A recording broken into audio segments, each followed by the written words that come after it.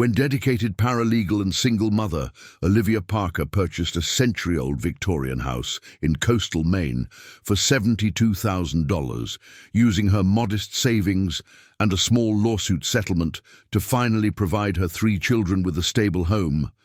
She never imagined that removing warped floorboards in the study would reveal a hidden underground chamber filled with classified Cold War documents, trigger an unexpected visit from FBI counterintelligence agents, expose a forgotten chapter of Soviet spy operations on American soil, connect her to a network of former intelligence officers still guarding decades-old secrets, uncover her grandfather's role as a double agent in a counterespionage operation codenamed Foxglove, and transform her from an overworked legal assistant to the reluctant guardian of what the National Security Archives are now calling one of the most significant counterintelligence discoveries of the century.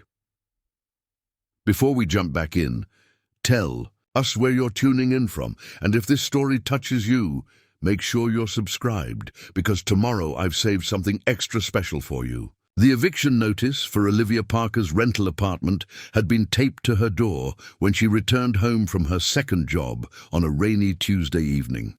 The fluorescent pink paper seemed to glow mockingly in the dim hallway light as she fumbled, with her keys, grocery bags balanced precariously in her arms.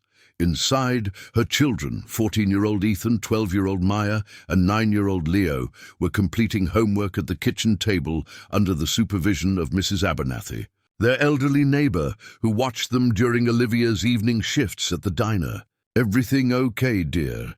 Mrs. Abernathy asked, noting Olivia's expression as she set down the groceries. "Just landlord things," Olivia replied with forced cheerfulness, tucking the notice into her purse. She wouldn't worry the children tonight. The 60-day warning gave her time to figure something out, though the prospect of finding another affordable 3-bedroom apartment in Harborview seemed increasingly impossible. Rental prices had skyrocketed in the small Maine coastal town as vacation home buyers from Boston and New York discovered its quaint charm and picturesque harbor views. At 38, Olivia had built a life of careful stability for her family, despite overwhelming odds. After her husband Daniel's sudden death from an undiagnosed heart condition 5 years earlier, she had maintained their middle-class existence through sheer determination, working full-time as a paralegal at Stevens & Whitaker Law while picking up evening and weekend shifts at Harbor Lights Diner. The life insurance policy that should have provided security had been contested by the company, resulting in a lengthy legal battle that had drained their savings before finally settling for a fraction of the original amount. After the children were asleep, Olivia sat at the small desk in the corner of her bedroom, calculator in hand, trying to make impossible numbers work. The rental market offered nothing within her budget, certainly nothing with enough space for 3 growing children. Moving to a neighboring town would mean new schools and longer commutes. Downsizing to a 2-bedroom apartment would force the boys to share an already tiny room, giving Maya the converted dining alcove, hardly ideal for teenagers who valued privacy. Her laptop screen glowed with depressing rental listings until an automated email alert caught her attention. New foreclosure listings in Harborview County. She had set up the alert months ago during a moment of wishful thinking, but had never seriously considered home ownership possible on her income. Clicking through out of curiosity rather than hope, she paused at a listing that seemed improbably affordable. Historic Victorian requiring extensive renovation. 2,800 SQFT, cash offers only. Serious inquiries, $72,000. The price had to be a typo. Properties in Harborview rarely sold for under $350,000, even those requiring significant work. The listing showed only exterior photos of a 3-story Victorian with peeling paint, a sagging porch, and overgrown gardens. The description was brutally honest. Major systems require complete updating, property sold as is, not eligible for conventional financing due to condition, cash offers only. Olivia was about to close the browser when she noticed the address. 47 Mariners Lane, just 6 blocks from their current apartment and in the same school district. Impulsively, she emailed the listing agent requesting more information, expecting to discover the catch that explained the suspiciously low price. The response arrived minutes later. Property was bank-owned for 3 years. Previous renovation attempts abandoned. Bank motivated to sell quickly. Property has good bones, but needs complete restoration. Happy to show tomorrow, if interested. Olivia barely slept that night, running calculations and scenarios. The settlement money from Daniel's insurance policy, combined with her modest savings, would just cover the purchase price with nothing left for renovations. It was financially reckless, professionally inadvisable, and possibly the only opportunity she would ever have to provide her children with a permanent home. The following afternoon, she used her lunch break to meet Jason Reynolds, the listing agent, at the property. The reality of the house's condition was simultaneously worse and better than she had anticipated. The exterior paint had failed completely, exposing weathered clapboards. Several windows were broken or missing entirely. The porch listed dangerously to one side, and water stains on the interior ceilings suggested significant roof issues. Yet, beneath these obvious problems, Olivia could see what Jason meant by good bones. The structure itself appeared surprisingly solid. The foundation walls, built from massive granite blocks, showed no signs of cracking or shifting. The timber framing, visible through damaged plaster, consisted of old-growth beams that had weathered a century with minimal deterioration. High ceilings, intricate woodwork, pocket doors, and built-in cabinetry spoke of craftsmanship rarely seen in modern construction. Previous owner started renovations but ran out of money, Jason explained, carefully navigating rotted floorboards in what had once been an elegant entry hall. The bank foreclosed 3 years ago. They've had 2 buyers under contract who backed out after inspections. They just wanted off their books at this point.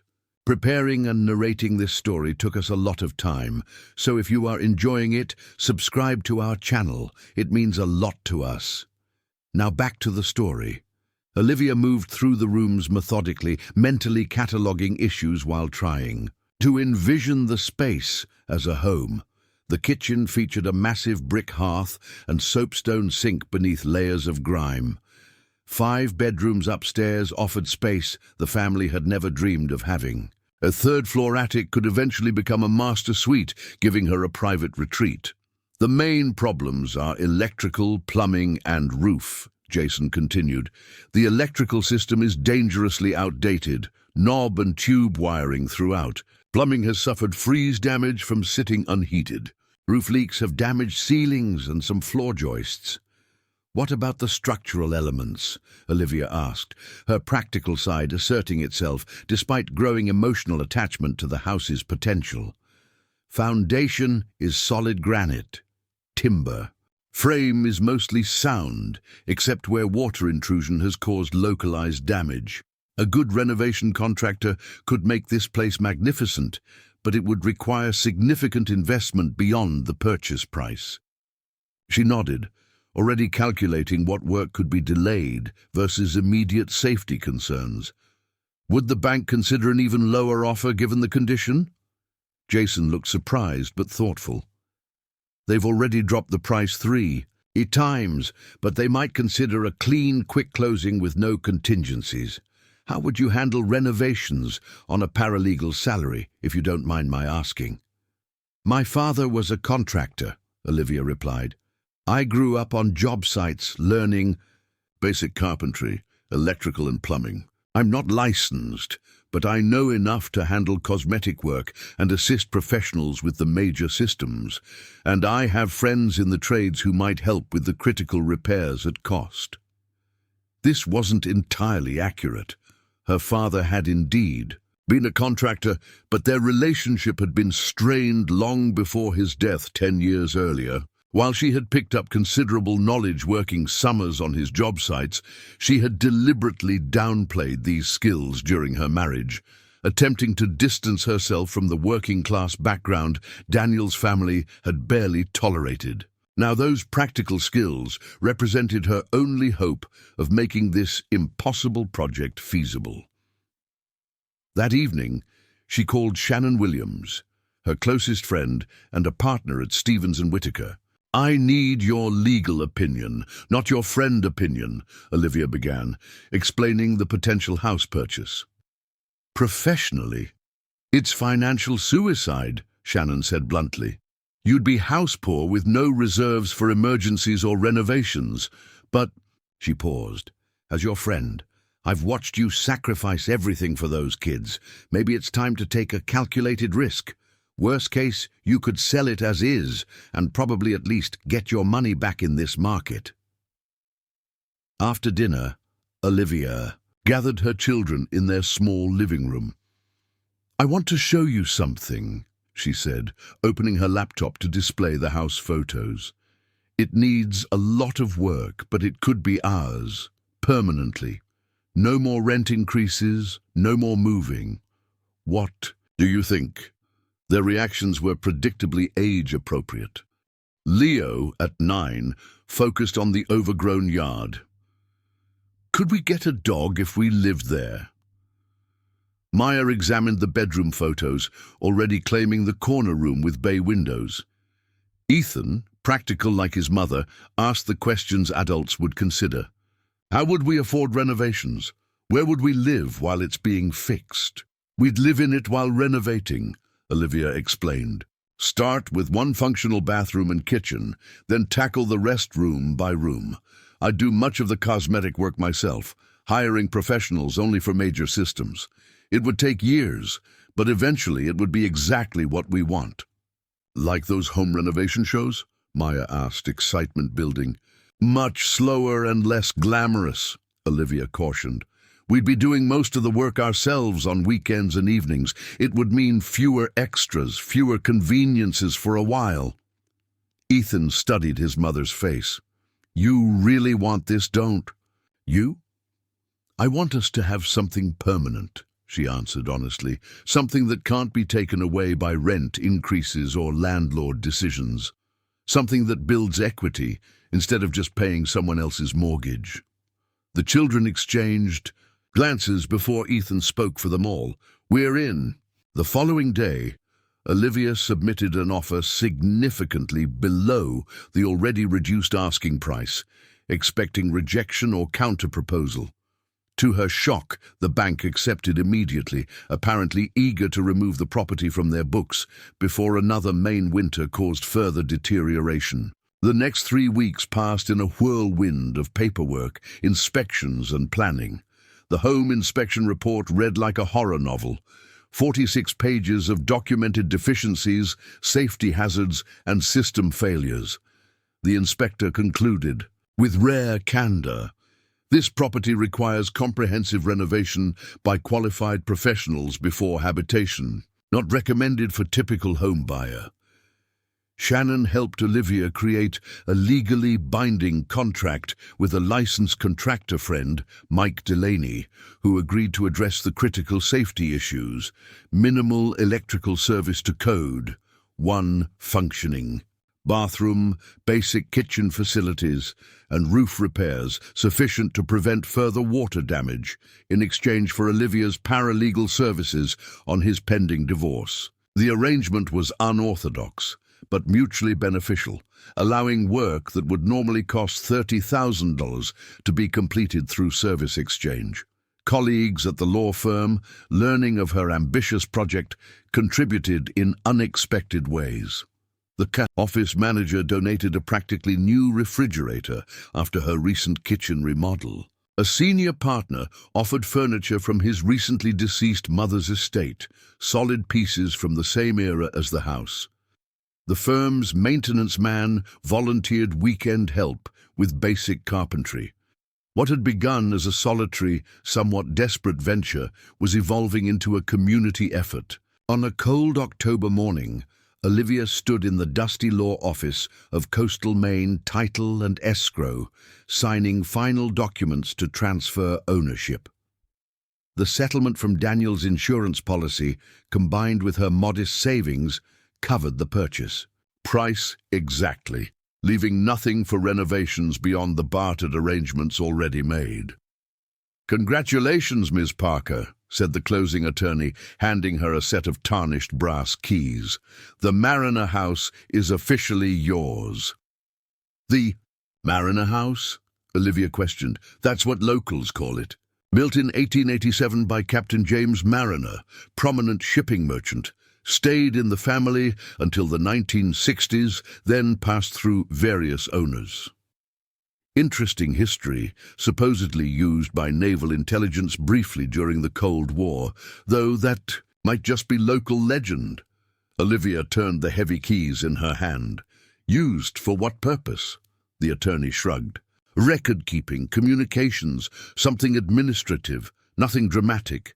Small coastal towns love to embellish their connections to national events." That afternoon, the Parker family stood on the crumbling front steps of their new home, taking in both its dilapidated condition and undeniable potential. The late autumn sunlight illuminated peeling paint, broken windows, and rotting porch boards, but also highlighted elegant architectural details, ornate bargeboard trim, stained glass transoms, and graceful proportions that spoke of a more refined era. "It's a disaster," Ethan observed, kicking at a loose porchboard. "It's an adventure," Maya countered, already planning color schemes for her claimed bedroom. "It's ours," Olivia said simply, unlocking the front door. The first week of ownership focused on basic cleaning and safety measures. Olivia took a week of accumulated vacation time to work alongside Mike and his crew as they installed temporary electrical service, repaired one bathroom to functionality, and patched the most critical roof leaks. The children helped after school, clearing decades of debris and assisting with manageable tasks. By the following weekend, one bedroom had been sufficiently cleaned and repaired to set up temporary living quarters. Air mattresses and plastic storage bins, creating a family dormitory that Leo compared to camping inside. The kitchen remained unusable, but a microwave and electric kettle in the makeshift bedroom provided basic meal preparation capabilities. On Saturday evening, exhausted but satisfied with their progress, the family officially moved in, bringing essential belongings while leaving furniture and non-essentials in their apartment until the lease expired the following month. They celebrated, with pizza on the floor of their shared bedroom, surrounded by work lights and tools. "To the craziest thing we've ever done," Olivia toasted with paper cups of sparkling cider. "To our home," Maya corrected, grinning despite the primitive conditions. "To having my own room eventually," Ethan added, eliciting laughter. On Sunday, while Mike's crew began bathroom renovations, Olivia focused on the study, a small room off the main hall that would become their temporary living area until more spaces became habitable. The original hardwood floors were in better condition than most rooms, requiring only cleaning rather than replacement. However, a roughly 3-foot square section near the fireplace showed signs of amateur repairs. Boards that didn't match the surrounding wood in species or finish. "This was poorly done," Mike commented, passing through with plumbing supplies. "Those boards were added much later than the original floor, might be covering damage from a radiator leak or fireplace issue." Olivia knelt to examine the mismatched section. The replacement boards weren't just different wood, they were noticeably newer and installed with modern screws rather than square head nails like the original flooring. More concerning, they didn't appear to be secured properly, with visible gaps at the edges. "Should we replace these to match?" she asked. Mike shook his head. "Low priority. It's solid enough to walk on. Focus on the systems that make the house livable. Cosmetic issues can wait." But as Olivia cleaned nearby areas, she couldn't help noticing that the replacement section seemed to shift slightly under pressure. Professional instincts from years of detailed legal work made her pay attention to inconsistencies others might overlook. This repair hadn't just been done with different materials. It appeared deliberately impermanent, as though designed to be removed and replaced repeatedly. After the crew left for the day and the children were occupied upstairs sorting their belongings, Olivia returned to the study with a screwdriver. The modern screws removed easily, revealing that the replacement boards weren't attached to floor joists at all, but rather created a self-contained panel that lifted away as a single unit. Beneath was not the expected floor joists and subfloor, but a carefully constructed compartment approximately 2 feet deep. Inside lay a flat metal box, roughly the size of a large briefcase, its surface covered with decades of dust, but otherwise untouched. The box bore no markings except a small engraved symbol, what appeared to be a stylized fox surrounded by 5-pointed stars.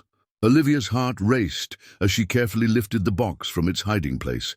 It was unexpectedly heavy, suggesting contents of significant weight and volume. The lid was secured with a simple latch rather than a lock, though years of inactivity had caused the mechanism to stick. With careful pressure, it eventually yielded, revealing contents that would change her understanding of both her new home and American history. Inside, organized with military precision, were dozens of manila folders containing what appeared to be government documents. Many bore classification stamps ranging from confidential to top secret, with additional markings, like Foxglove, Umbra, and special access required. The documents, dating primarily from 1958 to 1962, appeared to be intelligence reports focused on Soviet espionage operations targeting naval facilities along the eastern seaboard. More concerning than the classified material were several small notebooks containing what appeared to be handwritten code sequences, along with what looked like radio frequencies and transmission schedules. A leather credentials wallet contained an ID card for the Office of Naval Intelligence bearing the name Alexander Marshall, alongside a photograph of the man Olivia had known her entire life as Thomas Parker, her grandfather. Beneath these items lay a sealed envelope addressed simply, "For family, if found." The handwriting was unmistakably her grandfather's distinctive script. Olivia sat back on her heels, trying to process what she was seeing. Her grandfather, the quiet, reserved man who had taught her to fish and build birdhouses, appeared to have been involved in counterintelligence operations during the Cold War. The document suggested not just peripheral involvement, but a central role in tracking Soviet intelligence activities in American coastal communities. "Mom!" Ethan's voice from the doorway startled her. "What's that?" Olivia made a split-second decision. "Some old house documents I found under these floorboards, probably just property records." She closed the box before he could see the contents. "Would you check if Leo needs help organizing his books? I'll be up in a few minutes." After Ethan left, she carefully returned the box to its hiding place and replaced the floorboards, securing them with the original screws. She needed time to examine the contents properly before deciding what to do. If these were genuinely classified government documents, possession alone might raise legal issues she wasn't prepared to navigate tonight.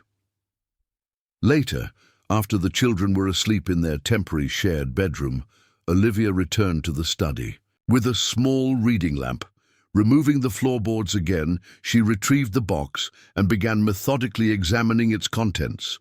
Her paralegal training enabling her to organize and analyze the material with professional detachment despite her personal connection. The documents told a fragmented but disturbing story.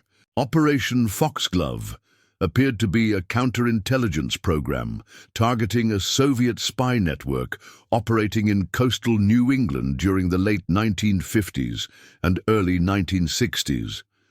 The network had allegedly infiltrated civilian contractors working with the Portsmouth Naval Shipyard and Brunswick Naval Air Station, focusing particularly on nuclear submarine technologies. More shocking were references to her grandfather's role. Thomas Parker, or Alexander Marshall, as he was identified in the documents, appeared to have been a double agent, feeding carefully crafted information to Soviet handlers while reporting. Back to naval intelligence.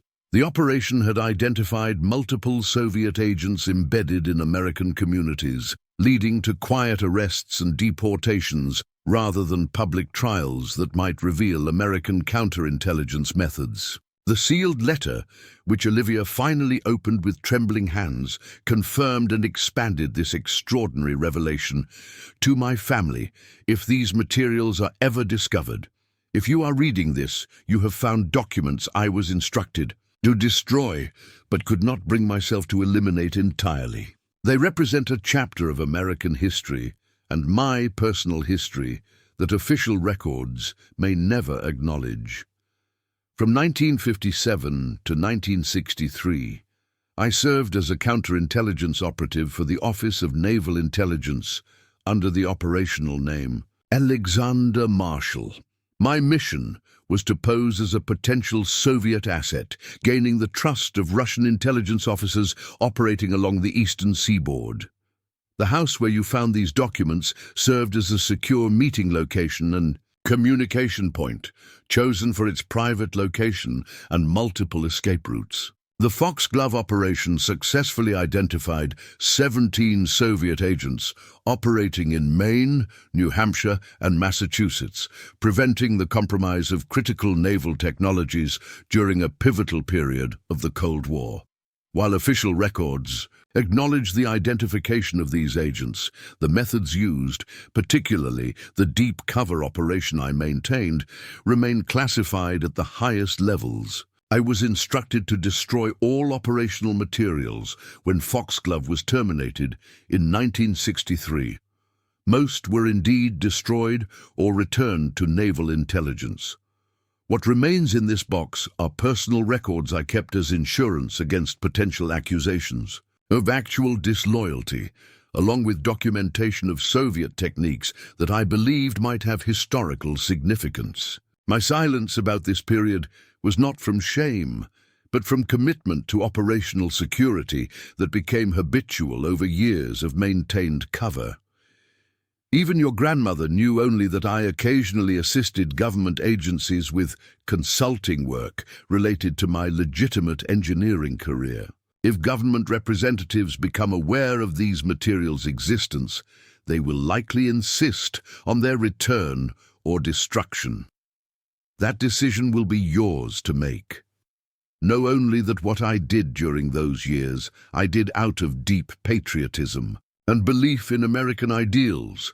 Despite methods that required moral compromises, I still contemplate in my quieter moments. With love and hope for understanding, Thomas Parker, Alexander Marshall, April 1989. Olivia sat in stunned silence, the letter in her lap. The grandfather who had taught her to bait fishing hooks and solve mathematics problems had led a double life as a counterintelligence operative. The quiet, methodical engineer, whose workshop had been a sanctuary of order and precision, had engaged in elaborate deceptions against trained Soviet intelligence officers. More personally significant was the date on the letter, April 1989, shortly before her grandfather suffered the stroke that would significantly reduce his communication abilities until his death 10 years later. He had never been able to share this history verbally, leaving only this written testament to an extraordinary secret life. As she carefully re-examined the documents, a small business card fell from between folders. It featured only a name, Catherine Winslow, and a phone number with a Washington, D.C. area code. Handwritten on the back in her grandfather's script were the words, "If materials compromised, trusted contact." Olivia checked her watch, nearly midnight, too late to make such a call.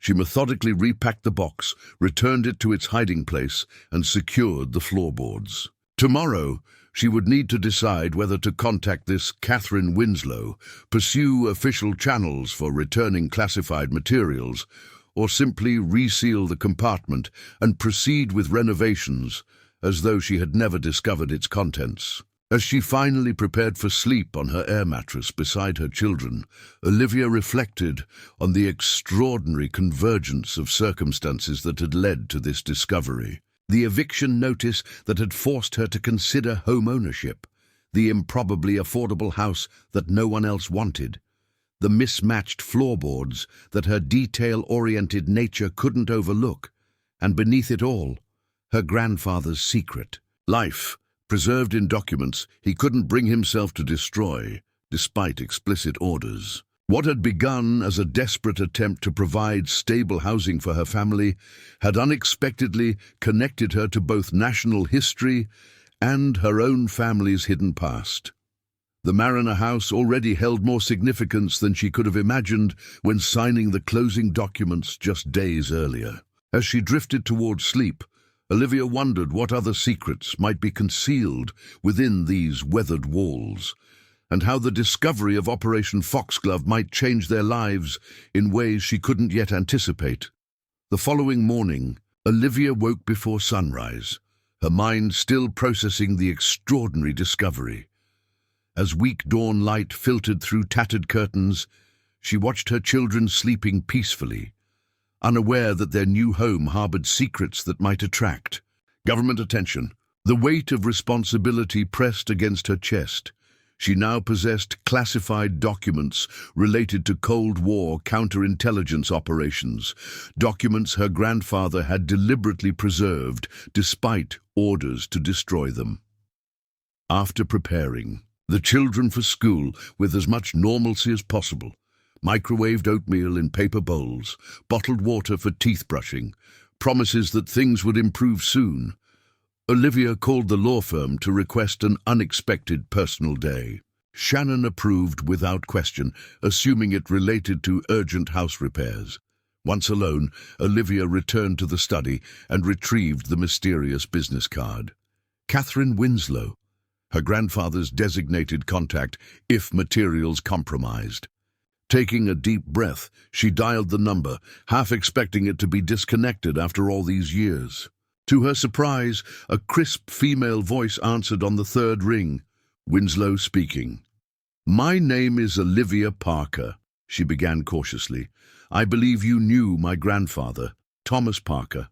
I found your card among his papers." A long silence followed before the woman responded, her tone completely transformed. "Thomas Parker's granddaughter. Where are you calling from, Ms. Parker?" "From his former house in Harborview, Maine. I recently purchased it without knowing its history." Another pause. "And you found something that prompted you to call this number?" It wasn't a question, but a statement. Olivia chose her words carefully. "I found materials related to something called Operation Foxglove. Grandfather left a note suggesting you were a trusted contact if these materials were ever discovered." The woman's voice lowered. "Ms. Parker, I need to verify your identity before we discuss this further. Do you have any official identification with your current address?" "Not yet. I just purchased this house days ago." "I see. Then I'll need to ask some verification questions only Thomas's family would know." What followed was a series of detailed questions about her grandfather, his workshop layout, specific fishing spots he frequented, family traditions he maintained, questions specific enough to convince Olivia this woman had indeed known Thomas Parker well. Apparently satisfied, Catherine Winslow's tone softened slightly.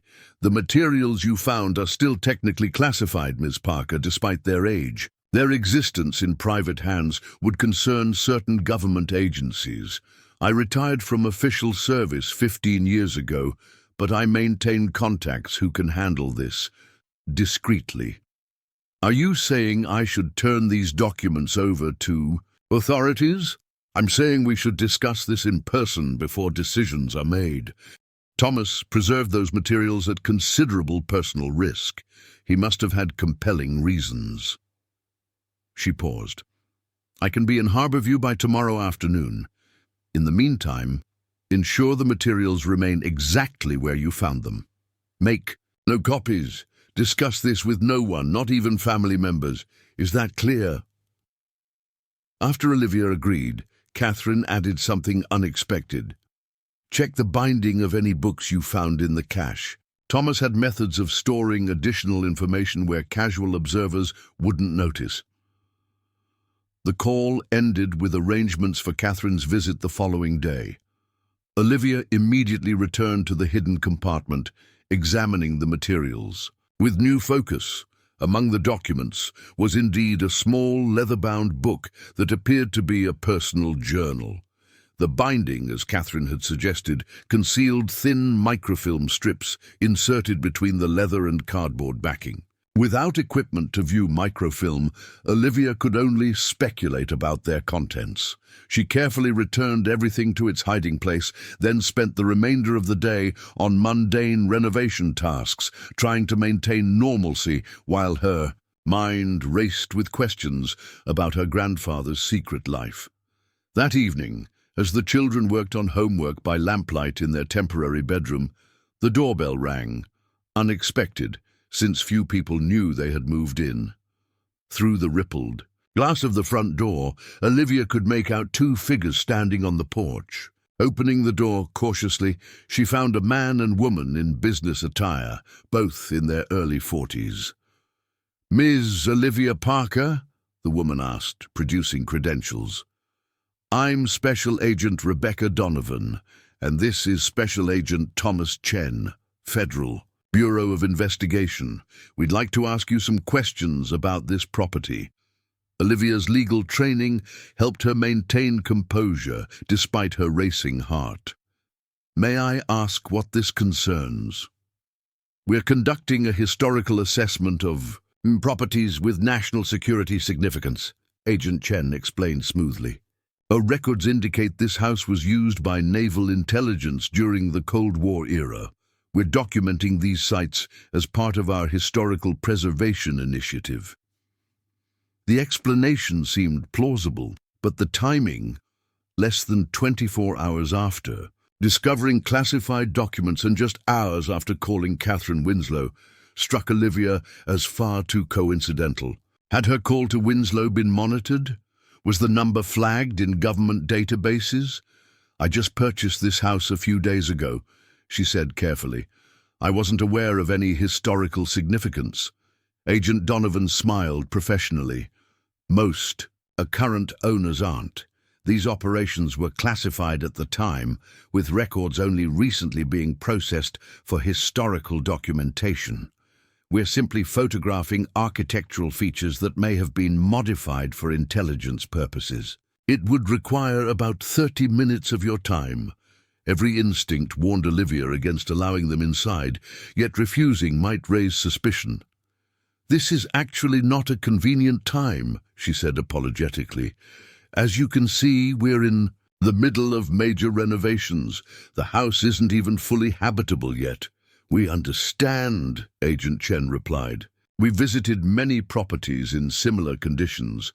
We're specifically trained to work around renovation projects without disruption." Their persistence heightened Olivia's suspicion. Before she could respond, Ethan appeared in the hallway. Behind her, "Mum, is everything okay?" The agent's attention shifted immediately to her son, their expressions professionally neutral, but attentive. "Everything's fine, Ethan. These people are from the Historical Society," Olivia improvised. "They're interested in the house's architecture, but I explained we're in the middle of renovations and it's not a good time for a tour." "Actually, we're from—" Agent Donovan began, but Olivia interrupted smoothly. "I understand completely. Why don't I take your card, and we can schedule a time next week when more of the house is accessible? Right now, we have exposed wiring and missing floorboards that would make a tour difficult and potentially unsafe." The agents exchanged glances before Agent Chen produced a business card. "That would be acceptable. Please call this number by Friday to arrange a convenient time. These historical assessments are time-sensitive projects. After they departed, Olivia watched through the window as they sat in their unmarked sedan, apparently making notes or phone calls rather than immediately. Driving away, Ethan stood beside her, unusually perceptive as always. "They weren't from any historical society, were they?" he asked quietly. Olivia considered how much to share with her son, who at 14 showed maturity beyond his years. "No, they were federal agents. They say the house was used for government operations during the Cold War. Does this have something to do with what you found under the floorboards yesterday?" Her surprise must have shown on her face, because Ethan continued, "I came back to ask you something and saw you with the metal box. I didn't want to interrupt when you seemed so intense." Olivia made a quick decision. "Ethan, I need you to trust me right now. Yes, I found something that might be historically significant, but I'm still figuring out what it means and what to do about it. I've contacted someone who can help us understand its importance. Until then, if anyone asks about findings in the house, whether they're from historical societies, government agencies, or anywhere else, we haven't found anything unusual. Can you promise me that?" He studied her face with the serious expression that reminded her so much of his father. "Is this dangerous, Mom?" "Not dangerous, just complicated. Some very old government secrets that still might be sensitive. I'm handling it properly, I promise." After a moment, he nodded.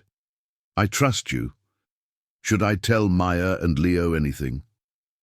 "Just that the house has interesting history we're still learning about. Nothing specific about visitors or discoveries for now." That night, after the children were asleep, Olivia sat in the darkened study, watching through a gap in the curtains as the FBI agents finally departed after nearly 3 hours of surveillance. Their presence confirmed her suspicions. Catherine Winslow's phone number was indeed monitored, and the materials hidden beneath her floorboards held significance beyond historical curiosity. She considered calling Shannon for legal advice, but stopped herself. Involving others before understanding what she possessed could create complications for everyone. Instead, she spent hours researching Operation Foxglove online, finding almost nothing beyond vague references to Cold War counterintelligence activities targeting Soviet maritime operations. By morning, the agents hadn't returned, but Olivia felt a new tension, the sense of being watched. After sending the children to school with extra reminders about not discussing house renovations with friends, she called Mike to reschedule the day's planned electrical work, citing a personal matter. She needed the house empty when Catherine Winslow arrived. At precisely 2 p.m., a silver sedan with rental car plates parked across the street.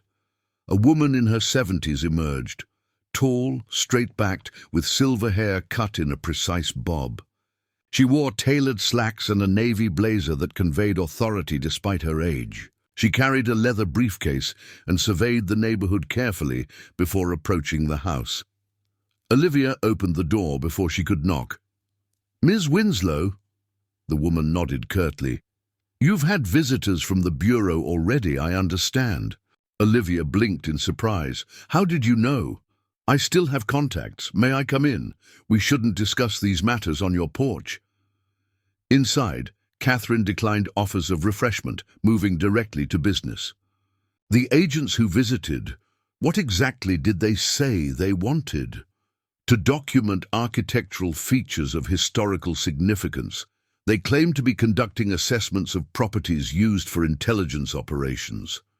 Catherine's expression remained neutral, but her eyes sharpened. "The FBI's Historical Services Division does exist, but they typically send written notices before visits, not unannounced evening calls." "Did you mention the materials you found?" "No. I told them we were renovating and it wasn't convenient. They're expecting me to call by Friday to schedule a visit." "Good. That buys us time." Catherine removed a small electronic device from her purse and activated it. Signal jammer, she explained. Outdated technology by current standards, but sufficient for our purposes. Now, show me what you found. Olivia led her to the study and removed the floorboards, revealing the hidden compartment. Catherine knelt beside it with surprising agility for her age, examining the metal box without touching it. The Foxglove cache, she murmured. Thomas said he destroyed it. I should have known better. You knew my grandfather well. Catherine's expression softened momentarily. Very well. I was his handler for Operation Foxglove, his primary contact with naval intelligence throughout his undercover work. She carefully lifted the box from its hiding place. Thomas Parker was one of the most effective counterintelligence assets of the Cold War era, though his name appears in no official histories or commendations. As Catherine methodically examined the contents, her professional demeanor occasionally slipped, revealing flashes of personal connection to the materials. She handled each document with both the care of an intelligence professional and the reverence of someone touching pieces of their own history. These are indeed still technically classified, she confirmed, though their operational relevance ended decades ago. The classification persists primarily because the methodologies developed during Foxglove evolved into approaches still used in counterintelligence operations.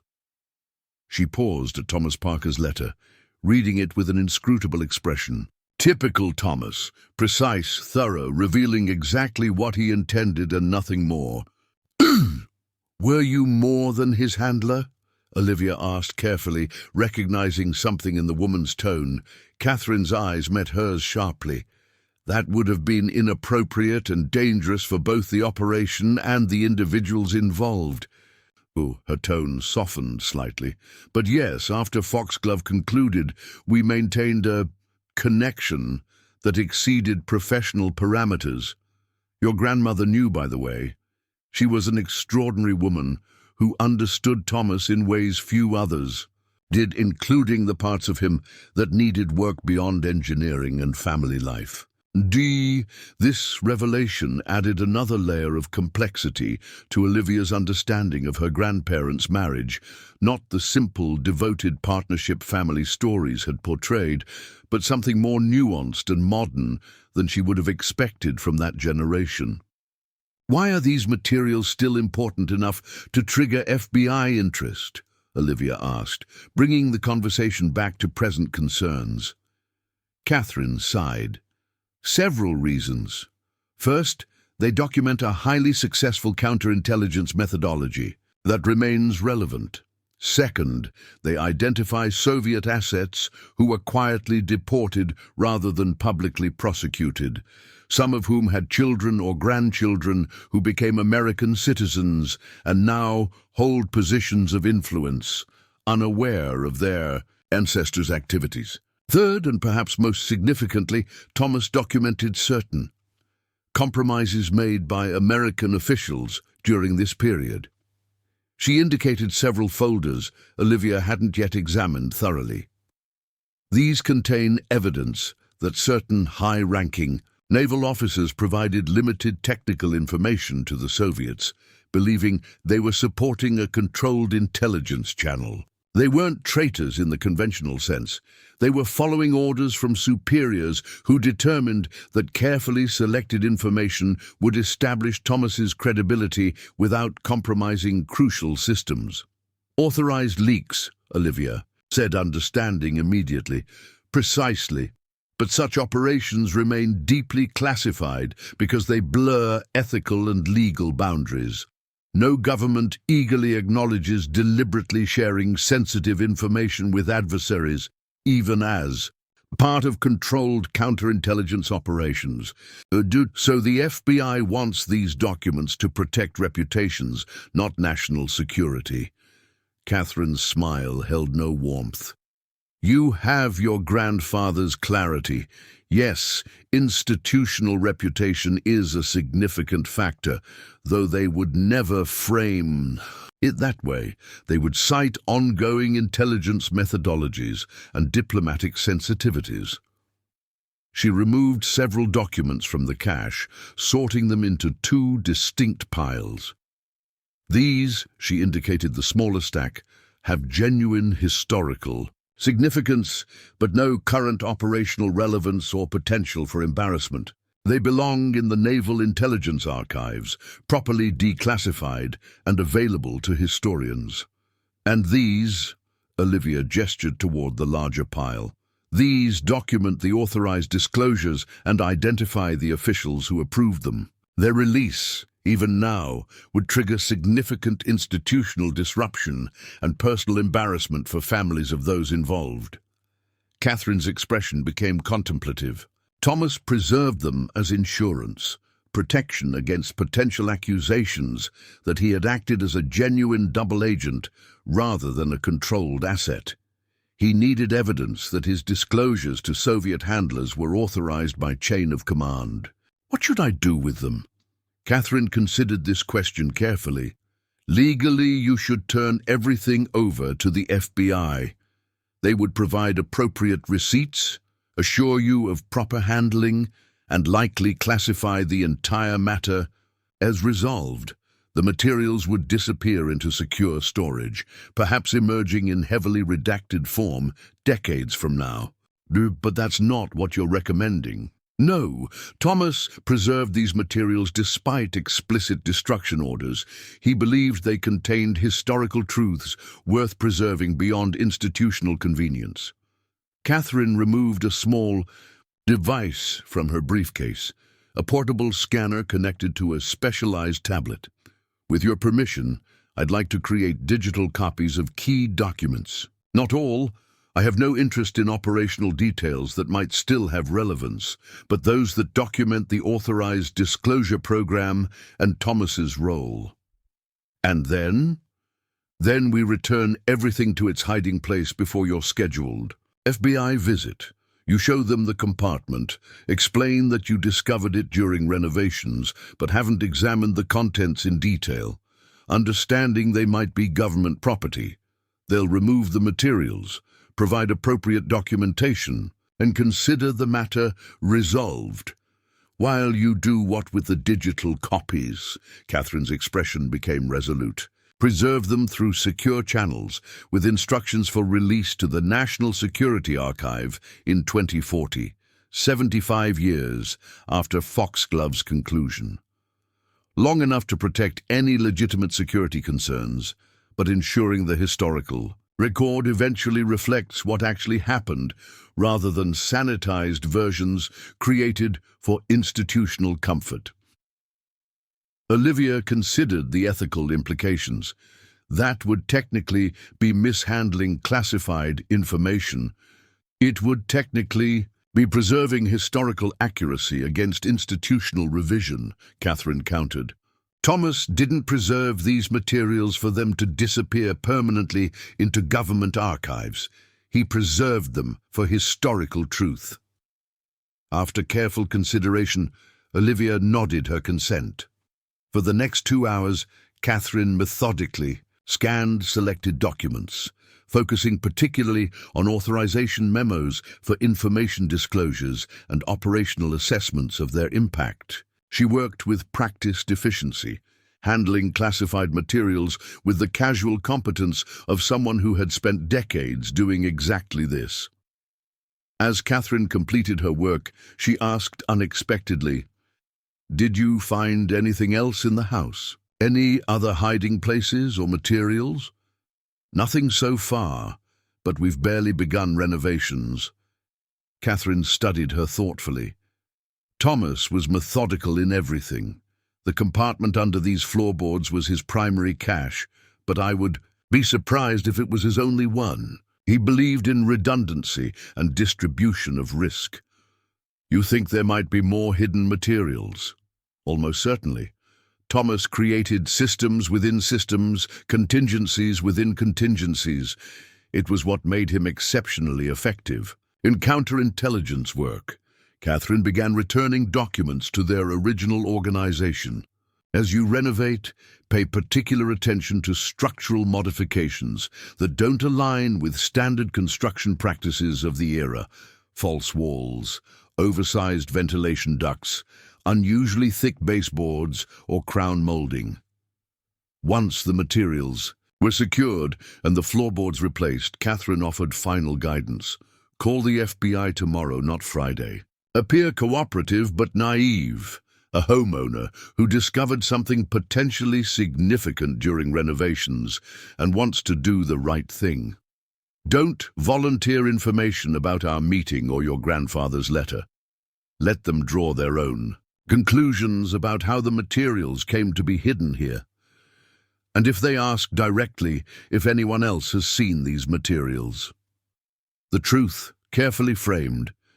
You consulted a family friend who knew your grandfather, seeking context before contacting authorities.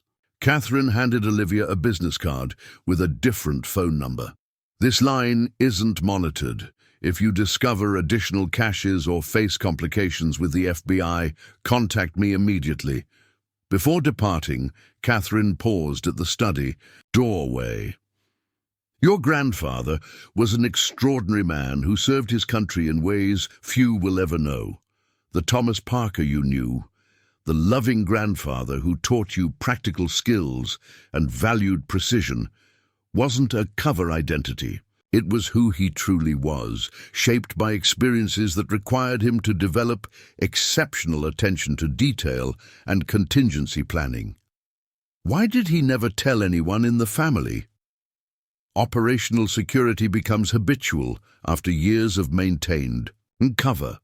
But more importantly, he was protecting you all. Knowledge of classified operations creates obligations and restrictions that follow you throughout life. She studied Olivia thoughtfully. You've handled this situation with remarkable composure. Thomas would have been proud, though not surprised. He always spoke highly of your intelligence and practical nature. After Catherine departed, Olivia spent the afternoon in normal renovation activities, trying to process everything she had learned while hanging drywall with Mike's crew. Her grandfather, the quiet, methodical man who had taught her to fish and repair household items, had lived a double life as a counterintelligence operative, engaging Soviet spies in elaborate deceptions that had protected American naval technologies during crucial periods of the Cold War.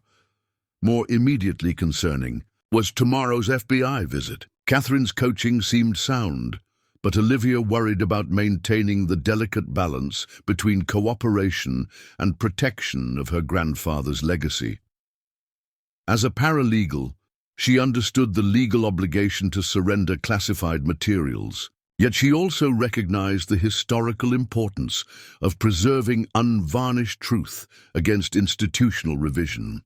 That evening, as the family ate takeout pizza in their makeshift bedroom-turned-living space, Maya asked unexpectedly, "Mom, was this house really used by spies?" Olivia nearly choked on her pizza. "What makes you ask that?" "Ethan told us the government people yesterday were really FBI agents, not from a historical society, and Josie at school said this house used to belong to a spy during the Cold War." Olivia shot Ethan a look that promised later discussion. "The house does have an interesting history we're still learning about. It was apparently used by naval intelligence during the Cold War for some administrative functions. That's why the FBI historians are interested in documenting its architectural features." "So, not actual spies?" Leo asked, sounding disappointed. "Intelligence work isn't like spy movies," Olivia explained carefully. "It's mostly careful analysis of information, not car chases and explosions." Later, after the younger children were asleep, Olivia confronted Ethan. "You promised not to discuss this." "I didn't tell them about the box or compartment," he defended. "Just that government agents came to the house. They saw them too, Mom. And Maya heard rumors at school already.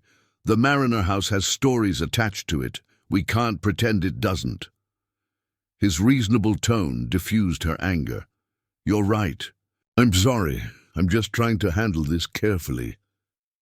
"Is Great-Grandpa Thomas part of this somehow?" Ethan asked perceptively. You've been different since finding whatever was under those floorboards. Olivia considered how much to share. Yes, he apparently worked with naval intelligence during the Cold War. It's complicated, and I'm still learning about it myself. I've arranged for the FBI to collect the materials tomorrow, but you're keeping copies. It wasn't a question.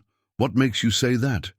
Because you're smart and careful, and whatever you found seems important to our family history. He shrugged. I would. Olivia studied her son, so perceptive, so much like his father in his ability to read situations and people. Some aspects of history deserve preservation, even when institutions find them inconvenient, she said carefully. But that's not something we discuss outside this family, ever. He nodded solemnly. I understand. As she finally prepared for sleep, Olivia reflected on the extraordinary sequence of events that had transformed their desperate housing solution into something far more complex. The dilapidated Victorian had already become more than just shelter. It was a portal into both national history and her family's hidden past. Her grandfather's secret life had been preserved within these walls, waiting for discovery by the granddaughter he had quietly taught to value precision, attention to detail, and practical problem-solving, the very skills that had led her to notice the mismatched floorboards concealing his legacy. Tomorrow would bring new challenges as she navigated the FBI's interest in Operation Foxglove. But tonight, lying beside her sleeping children in a house filled with secrets only partially revealed, Olivia felt a growing sense of purpose beyond mere renovation. She had become not just a homeowner, but a custodian of history, both national and personal, that deserved preservation against forces that would prefer convenient forgetting over complicated truth. The following morning, Olivia called the number on Agent Chen's business card, maintaining the casual tone of a cooperative homeowner. I'm calling about scheduling that historical assessment you mentioned. My renovation crew is taking a break today, so it might actually be a good time if you're available. Agent Chen sounded pleased by her proactive contact. We can be there. At 11, if that works for you. After ending the call, Olivia prepared carefully for their visit, removing personal items from the study and ensuring the hidden compartment appeared undisturbed but not deliberately concealed. Catherine's coaching had emphasized a delicate balance, appearing transparent without volunteering unnecessary information. The agents arrived precisely at 11, this time accompanied by a third individual introduced as Dr. Lawrence Miller, a historical preservation specialist. Unlike the agent's business attire, Dr. Miller wore casual clothing and carried specialized photography equipment. Thank you for accommodating our visit, Ms. Parker, Agent Donovan began as Olivia led them into the entrance hall. As we mentioned, we're documenting architectural modifications made to properties used for intelligence operations during the Cold War. The historical record of these facilities is quite limited due to classification restrictions at the time. Of course, Olivia replied, projecting helpful innocence. Though I'm still surprised this house has historical significance. It seems so ordinary despite its age. Dr. Miller smiled. That was precisely the point.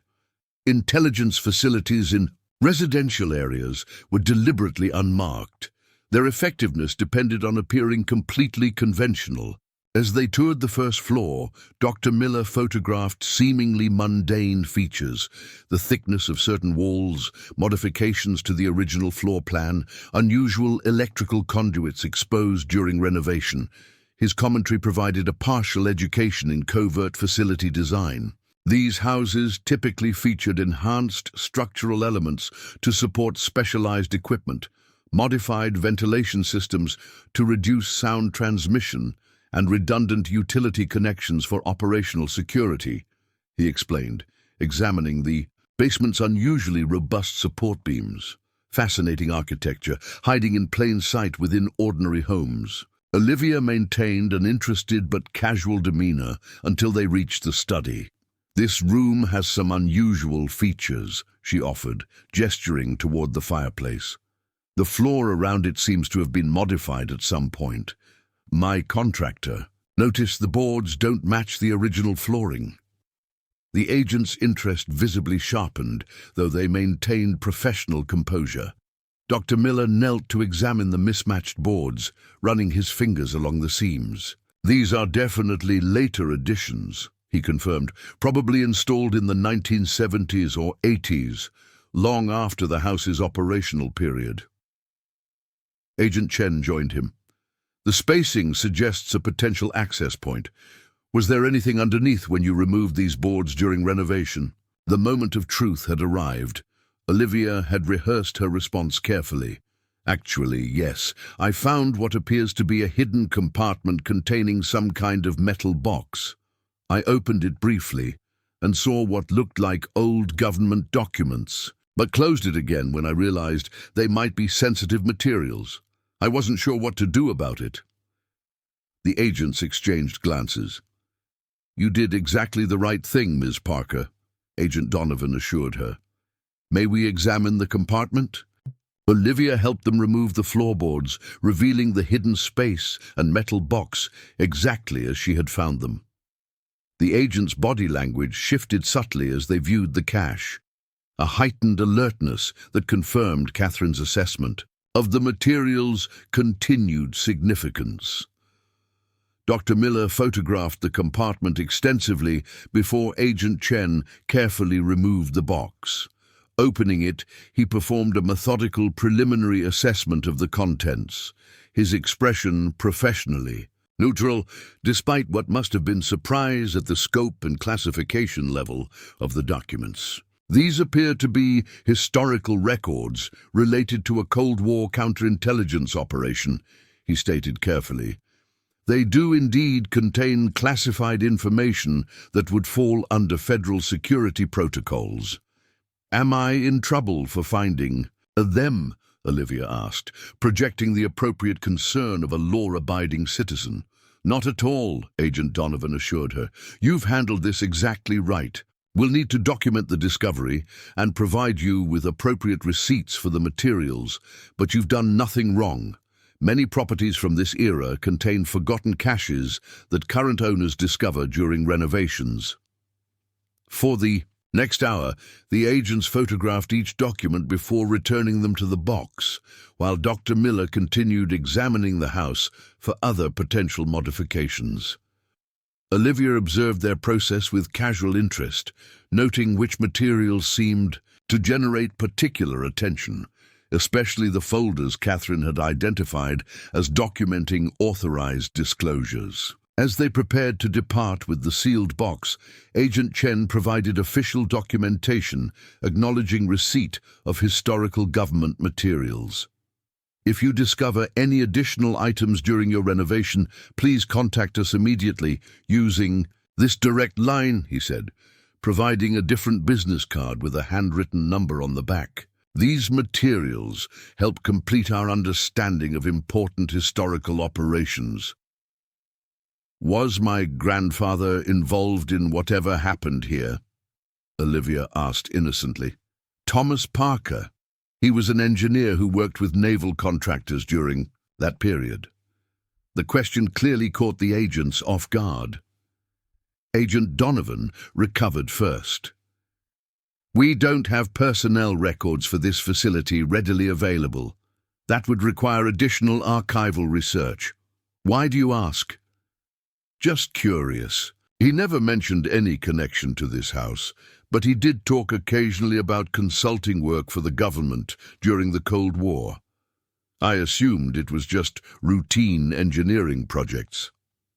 "Many civilians provided specialized expertise during that period," Agent Chen noted neutrally. "If you'd like, we can check archive personnel records when we process these materials." "I'd appreciate that," Olivia replied. "He was an important influence in my life. I'd be proud to know he contributed to national security in some way." After the agents departed with the Foxglove materials, Olivia felt a complex mixture of relief and apprehension. The immediate challenge had been navigated successfully, but questions remained. Would they investigate her more thoroughly after discovering her family connection? Would they detect Catherine's digital copying of select documents? Most pressingly, were there indeed other caches hidden throughout the house, as Catherine had suggested? The renovation crew returned that afternoon, focusing on kitchen plumbing and electrical upgrades. Olivia worked alongside them, using physical labor to process the morning's events while scanning the house with new awareness. Catherine's comment about her grandfather's methodical nature and belief in redundant systems resonated deeply. If Thomas Parker had preserved one cache of classified materials, others likely existed. That evening, as the children completed homework, in their temporary bedroom, Olivia examined architectural plans she had obtained from the town's building department. The documents revealed multiple renovations throughout the house's history, including significant modifications during the early 1960s, precisely when Operation Foxglove was active. The most intriguing changes involved the chimney system. Originally, the house had featured 5 fireplaces connected to 2 main chimney stacks. The 1961 renovation had sealed 3 fireplaces and modified the chimney structure in ways that seemed unnecessarily complex for simple decommissioning. After the children were asleep, Olivia examined the sealed fireplace in the master bedroom, which had been converted into a decorative alcove with a built-in bookcase. The craftsmanship was excellent, with no obvious signs of access panels or hidden compartments. However, when she removed books from the shelves and tapped systematically along the back panels, one section produced a distinctly different sound, hollower than the surrounding wood. Careful examination revealed nearly invisible seams in the woodwork. Applying pressure at specific points caused a small section to pop forward slightly, exposing a recessed handle. The concealed door swung open silently on well-maintained hinges, revealing a space within the modified chimney structure, a narrow vertical shaft approximately 2 feet square that extended upward through multiple floors. The shaft contained metal rungs embedded in the brick, creating a ladder system that connected different levels of the house without using the main staircase. At the master bedroom level, a small platform held another metal container similar to the one found beneath. The study floorboards, though smaller in size. This box contained no classified documents, but rather communications equipment, a specialized radio receiver with encryption components designed for extreme low-frequency transmission reception. Accompanying the equipment was a technical manual with maintenance instructions and operational protocols. Unlike the Foxglove documents, these materials bore no classification markings, though their nature was clearly sensitive. A small notebook tucked beside the equipment contained handwritten frequencies and call signs in what appeared to be her grandfather's precise script. The final entry was dated January 1989, 4 months before his stroke, and over 25 years after Foxglove's official conclusion. The discovery suggested something extraordinary. Thomas Parker's involvement in intelligence operations had continued decades beyond the time frame documented in the Foxglove materials. The communications equipment, far more sophisticated than 1960s technology, appeared to date from the 1980s, indicating ongoing operational activities during the Cold War's final years. Olivia carefully photographed everything before returning the items to their hiding place. She would contact Catherine tomorrow, but tonight she needed to process this revelation. Her grandfather, the quiet, methodical man who had taught her practical skills while maintaining a seemingly ordinary life as an engineer and family man, had apparently maintained covert communications capabilities decades after his official intelligence work had supposedly ended. The next morning, After sending the children to school, Olivia called Catherine using the private number she had provided. "I found another hiding place," she began without preamble. "Communications equipment in a concealed shaft behind a sealed fireplace. The logbook shows entries as recent as 1989. Catherine's response was measured but revealing. "I suspected as much. Thomas was reactivated for specialized communications monitoring during the late Cold War period, a program separate from Foxglove that leveraged his existing expertise and established cover. He continued intelligence work into his 60s while maintaining a normal family life and engineering career. The most effective long-term assets are those embedded in conventional lives that provide perfect cover for periodic operational activities," Catherine explained. Thomas's engineering work created legitimate reasons for travel, technical knowledge, and irregular schedules. His specialty became monitoring specialized communication frequencies used by Soviet maritime operations, work that required periodic reception rather than constant attention. "Did my grandmother know?" "She knew something continued, yes. Eleanor was remarkably perceptive and understood Thomas better than most handlers ever did. She created space for his operational requirements without needing explicit details that might have compromised her." Olivia processed this information, reconsidering family memories through this new lens. Her grandfather's occasional fishing weekends alone, his home workshop with specialized electronics equipment ostensibly for ham radio hobby purposes, his unusual interest in maritime shipping reports. "The FBI agents didn't mention checking for additional hiding places," she noted, "but surely they suspect more might exist." "They'll return," Catherine confirmed. "Standard procedure would be initial retrieval of discovered materials followed by a more comprehensive assessment once those materials are analyzed. They'll likely request a more thorough examination of the property within the week." "Should I remove the communications equipment before they return?" "No. Document it thoroughly for historical record, then leave it in place, unlike the Foxglove. Materials. This equipment has no compromising documentation attached. Its discovery will confirm their suspicions about the house's significance, but won't create additional complications regarding authorized disclosures." After ending the call, Olivia returned to renovation work with renewed purpose. Beyond providing shelter for her family, the house's restoration now served another function, preserving and honoring her grandfather's legacy while navigating the complex intersection of family history and national security. The children had adapted to their unusual living conditions with surprising resilience. Leo had established a reading nook in a window seat, Maya had begun sketching renovation plans for her future bedroom, and Ethan had taken on increasing responsibility for basic carpentry tasks, revealing aptitude inherited from the grandfather he had barely known. That evening, as they ate dinner in their temporary living space, Olivia made a decision about transparency with her children. They deserved to understand the house's significance, even if certain operational details remained inappropriate to share. "I want to tell you something important about this house and our family history," she began carefully.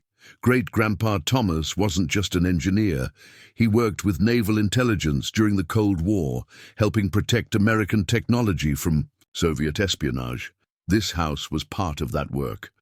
The children's reactions reflected their personalities perfectly. Leo's eyes widened with excitement. "Great-Grandpa was a spy?" Maya looked thoughtful. "Is that why the FBI agents came?" Ethan, already partially aware, simply nodded with quiet pride. "Not exactly a spy," Olivia clarified for Leo's benefit. "He helped monitor Soviet activities and protect American naval technology. It was important work that helped keep the country safe during a difficult period." "That's why you found secret stuff under the floor," Maya concluded. and why the government people took it away. Yes, the materials were still technically classified, so they needed to be returned to proper authorities. But I wanted you to know because it's part of our family history and part of this house's story. Are there more secret hiding places? Leo asked eagerly. Olivia smiled. Possibly. Great-Grandpa Thomas was very thorough in everything he did. As we renovate, we might discover other modifications he made to the house for his work. Can we help look? Maya asked. Actually, yes. As we work on different rooms, keep an eye out for anything unusual. Walls that seem thicker than necessary, floor sections that don't match perfectly, built-in furniture that seems unusually deep. But remember, if we find anything, we need to be responsible about it. Some of Great-Grandpa's work might still be sensitive information. Because it helped America, right? Leo asked earnestly. Exactly. He did important work that made a difference, even though very few people knew about it. The conversation shifted the family's perception of their renovation project. What had begun as a desperate housing solution had evolved into something more meaningful, the restoration of a place with both historical significance and personal family connection. They weren't just repairing a dilapidated house. They were preserving a piece of history while creating their own legacy within its walls. The following days brought steady progress on essential renovations. Mike's crew completed basic electrical service throughout the first floor, making proper lighting and heating possible in key living areas. The main bathroom became fully functional with proper plumbing and fixtures. The kitchen, while still far from complete, now featured working appliances and running water. These improvements allowed the family to spread out beyond their initial single-room living arrangement, though most furnishings still consisted of air mattresses and plastic storage bins. Throughout this work, Olivia maintained contact with Catherine, who provided historical context for various architectural features they uncovered. The house had indeed been comprehensively modified for intelligence operations with specialized features including sound-dampening materials within certain walls, a reinforced radio room in what had originally been a servant's quarters, modified ventilation systems designed to dissipate electronic equipment heat without visible external indicators, redundant electrical systems with specialized grounding. For sensitive equipment, hidden observation points, providing sightlines to approach routes. As Catherine had predicted, the FBI requested a follow-up visit 1 week after their initial assessment. This time, their team included technical specialists who conducted a more thorough examination of the property, including electronic scanning of walls for hidden compartments. Olivia maintained her cooperative homeowner persona, expressing appropriate surprise when they discovered the concealed chimney shaft and communications equipment. "I had no idea there were hidden passages in the house," she commented as they documented the finding. "It's like something from a mystery novel." Agent Donovan seemed less convinced by her innocent act this time. "Ms. Parker, our preliminary research indicates your grandfather, Thomas Parker, was indeed associated with this facility during its operational period. Were you aware of this connection before purchasing the property?" Olivia had prepared for this question. "I knew Grandpa Thomas lived in Harborview at some point. He used to mention fishing here when I was young. But no, I had no idea he had any connection to this specific house. The coincidence is rather remarkable, isn't it?" "Remarkable indeed," Agent Chen commented, his tone neutral, but his expression skeptical, "particularly given the recent timing of your purchase." "I bought it because it was the only property in Harborview within my price range," Olivia replied with genuine sincerity. "I needed a stable home for my children, and despite its condition, this house represented our only opportunity for ownership in this community." Any connection to my grandfather is pure coincidence, though I admit it makes the renovation feel more meaningful now that I know. The agents exchanged glances but didn't press further. Their technical team continued examining the house, discovering 2 additional hiding places, a concealed storage area beneath a window seat and a modified section of basement wall that had once contained document safes, though these now stood empty. As they prepared to depart with the communications equipment and technical documentation, Dr. Miller approached Olivia with unexpected warmth. "You've undertaken quite a restoration project here. This house deserves preservation. It represents a unique architectural adaptation for intelligence purposes during a critical historical period." "I'm trying to balance restoration with making it livable for a modern family," Olivia explained. "Some historical elements are worth preserving, but ultimately it needs to function as our home." Dr. Miller nodded thoughtfully. "I understand completely. Still, when your renovation is further along, you might consider applying for historical designation. Properties with verified intelligence functions during the Cold War are increasingly recognized for their cultural significance. Such designation might qualify you for preservation grants or tax benefits that could assist with restoration costs." This suggestion surprised Olivia. "I hadn't considered that possibility. Wouldn't continued classification issues complicate such designation?" "Not necessarily. Many formally classified sites now operate as museums or educational facilities with appropriate contextualization. The historical significance of these properties extends beyond their classified functions, to include their architectural adaptations and cultural context." He handed her a business card with National Historical Registry contact information, something to consider once your immediate renovation needs are addressed. Few homeowners have the opportunity to preserve such unique historical features while creating contemporary living spaces. After the federal team departed, Olivia contacted Catherine to report on their visit and Dr. Miller's unexpected suggestion. "Is historical designation something we should consider, or would it invite unwanted scrutiny?" "It's actually an intriguing possibility," Catherine replied after consideration. "Official designation would create public documentation of the property's significance, making it more difficult for agencies to disappear its history. Transparency, carefully managed, can sometimes provide better protection than secrecy." That evening, as Olivia shared this development with the children, during dinner in their increasingly functional kitchen, Ethan raised an insightful question. If the house becomes historically significant, would people want to visit it like a museum? "Not exactly," Olivia explained. "Historical designation primarily documents the property's significance and provides some protection for key features. It doesn't necessarily mean public access, though we could choose to allow limited educational visits if we wanted. We could create a small exhibit about Great-Grandpa's work," Maya suggested enthusiastically. "Not the secret parts, but the historical context and how houses like this were used during the Cold War." "I could give tours," Leo volunteered. "For a small fee," Olivia laughed. "Let's focus on making it properly habitable first. But I like the idea of honoring the house's history and Great-Grandpa's contribution once we're further along."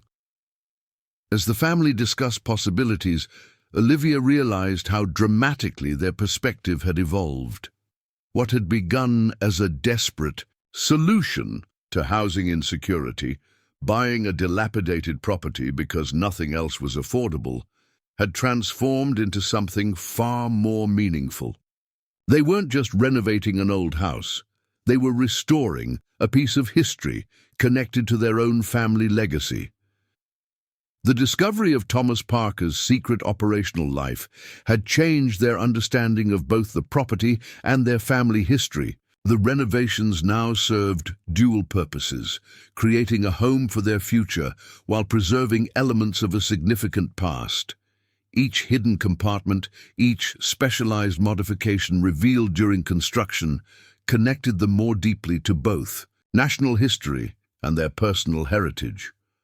Later that night, after the children were asleep, Olivia sat in the partially renovated study, the room where their extraordinary journey had begun, with mismatched floorboards concealing decades-old secrets. The space now featured new electrical outlets, patched plaster, and primer on walls awaiting final paint colors. The hidden compartment beneath the floor had been properly reinforced and restored with a discreet access method, preserving the historical feature while integrating it into their home. On the desk, a solid oak piece donated by Shannon from her office renovation, sat Thomas Parker's personal journal, recovered from the chimney shaft before the FBI's second visit. Unlike the operational materials surrendered to authorities, this journal contained her grandfather's private reflections on balancing his covert responsibilities with family life, the challenges of compartmentalization, the weight of secrecy, and ultimately his pride in service that could never be publicly acknowledged. The final entry, dated just days before his stroke, contained words that had brought tears to Olivia's eyes when she first read them. The work recedes now, but its purpose remains: protection, security, creating space for ordinary lives to flourish without awareness of threats countered.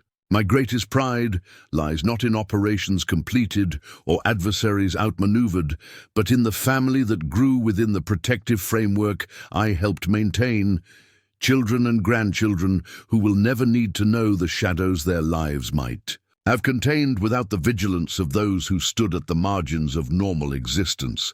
If legacy matters, let it be this: I helped create space for their ordinary miracles to unfold without fear. Olivia ran her fingers over the sturdy oak desk, then glanced around the room that was gradually transforming from dilapidated disrepair to functional beauty. The parallel with her grandfather's life struck her powerfully. Beneath the ordinary exterior of an engineer, husband, and grandfather had existed extraordinary purpose and capability, hidden from view but foundational to everything that followed. Her impulsive purchase of a deteriorating Victorian had revealed not just architectural secrets, but a family legacy of resilience, purpose, and quiet determination. Thomas Parker had maintained two parallel lives for decades: his visible engineering, career and family life alongside covert intelligence work, balancing both with remarkable effectiveness. Now his granddaughter was undertaking her own parallel challenges, renovating a historical property while raising 3 children alone, preserving significant history while creating a functional modern home. As she closed her grandfather's journal and prepared for bed, Olivia felt a deep connection to both the man she had known and the operative she was still discovering. The house that had once represented desperate financial overreach now embodied something far more valuable: a tangible connection to meaningful history and a foundation for her family's future. The walls that had concealed Cold War secrets would now witness her children's growth and development, preserving the past while creating space for new stories to unfold. The renovation remained daunting, with years of work ahead before the Mariner house would reach its full potential, but Olivia no longer saw only the overwhelming task list and financial constraints. She saw purpose beyond practicality, the restoration of something significant that connected national history to personal legacy. The hidden chambers and concealed passages weren't just architectural curiosities, they were physical reminders of her grandfather's extraordinary service and the complex balance he had maintained between secrecy and family life. Tomorrow would bring more contractors, more renovation challenges, more financial juggling to make the impossible project feasible.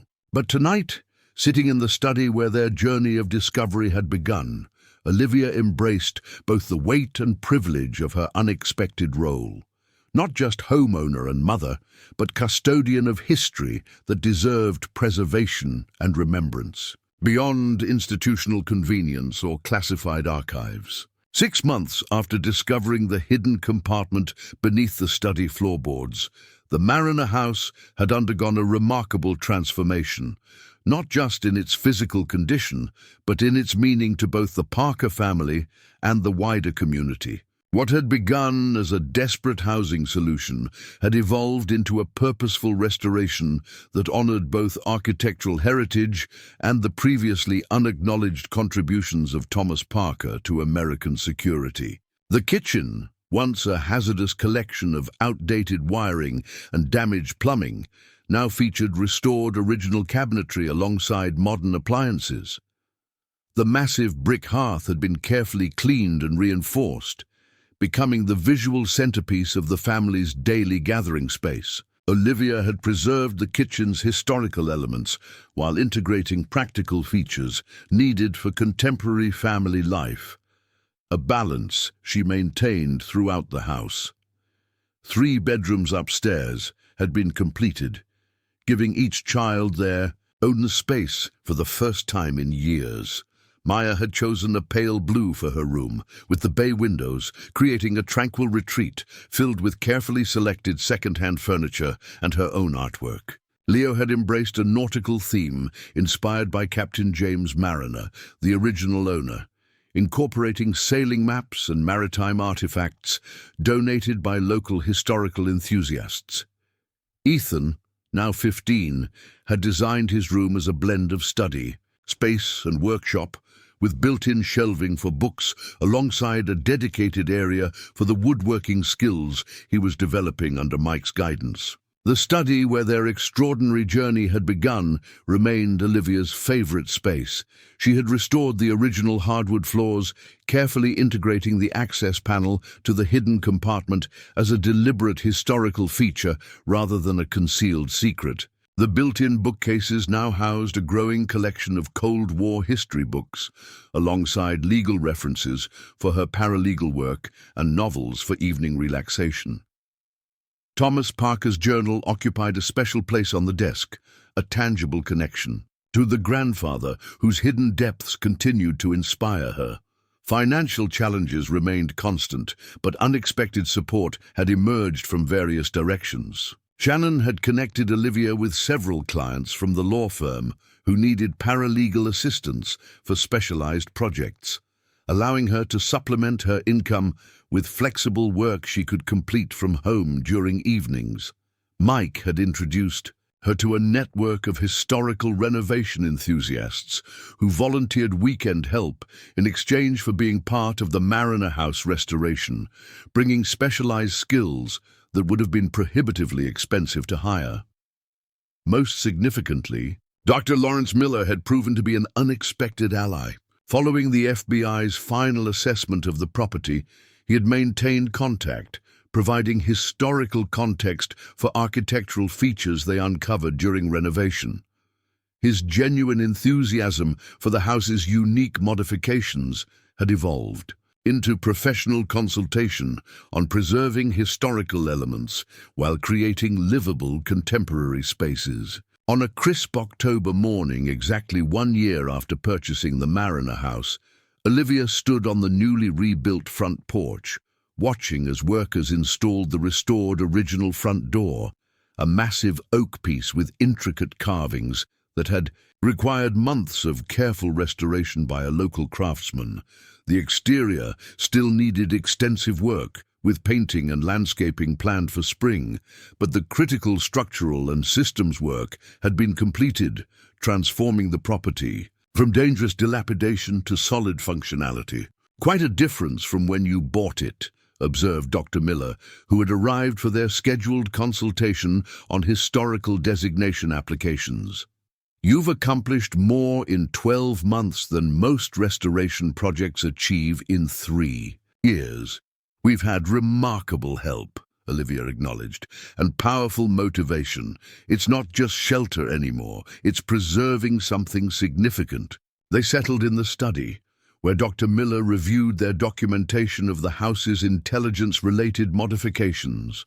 Over months of renovation, they had discovered additional specialized features, reinforced closet floors designed to support heavy equipment, modified ventilation systems engineered to eliminate electronic signatures, and wiring configurations that created redundant power supplies to critical areas. The National Registry application is strong, he confirmed, reviewing their materials. The house represents a unique example of domestic architecture adapted for intelligence purposes during a pivotal historical period. The fact that you've chosen to preserve these modifications rather than eliminate them strengthens the historical significance substantially. What about security concerns? Olivia asked.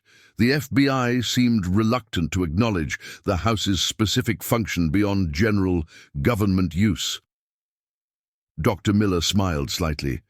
Agencies prefer ambiguity when possible, but 70 years of distance provides perspective. Cold War intelligence operations against Soviet maritime activities are sufficiently documented in declassified archives that acknowledging this location doesn't compromise current methodologies. He hesitated before continuing. There's another aspect I've been researching that might interest you. Operation Foxglove wasn't isolated. It was part of a network of similar operations throughout coastal New England, each targeting different aspects of Soviet intelligence collection. Several properties associated with these operations still exist, though most have been significantly modified without preservation of their historical elements. You're suggesting some kind of historical network recognition? Olivia asked. Precisely. The National Park Service has expressed interest in creating an educational initiative around Cold War domestic intelligence sites. Most acknowledged intelligence locations are major facilities like Bletchley Park in England or large listening stations.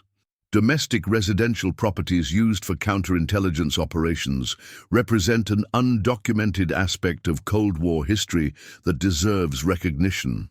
This possibility excited Olivia for both personal and historical reasons. Official recognition would honor Thomas Parker's service while preserving an overlooked chapter of American history. It would also potentially provide grants for continued restoration and educational programming. What would this mean practically for us living here? She asked. We're restoring a home, not creating a museum. That's precisely what makes your approach valuable, Dr. Miller explained. The most effective historical preservation occurs within living contexts. The program would involve historical documentation, limited scheduled access for educational purposes and interpretive materials, all while respecting your primary use as a family residence. As they discussed possibilities, Catherine Winslow arrived for her monthly visit, a routine she had established to provide historical context as renovation revealed additional features of interest. At 87, she remained remarkably sharp, her intelligence background evident in her observant gaze and precise questions. Dr. Miller, Catherine acknowledged with professional courtesy that suggested prior acquaintance. I understand you're pursuing historical designation for the property. Miss Winslow, he replied with equal formality. Yes, with Ms. Parker's cooperation. The Mariner House represents an exceptional example of residential adaptation for intelligence purposes. Their interaction fascinated Olivia, who recognized the careful dance of former intelligence professionals navigating shared knowledge without explicitly acknowledging operational details. Catherine had never directly confirmed her official role, beyond being Thomas Parker's handler, but her extensive knowledge of Cold War operations suggested significant position within intelligence hierarchies. After reviewing the historical designation materials, Catherine offered an unexpected contribution. I have photographs that might strengthen the application, architectural documentation from when the property was initially modified for intelligence purposes. They were taken for operational security rather than historical record, but they clearly show the property's adaptation process. Those would be invaluable, Dr. Miller confirmed, establishing the deliberate nature of modifications rather than later alterations significantly strengthens historical significance claims.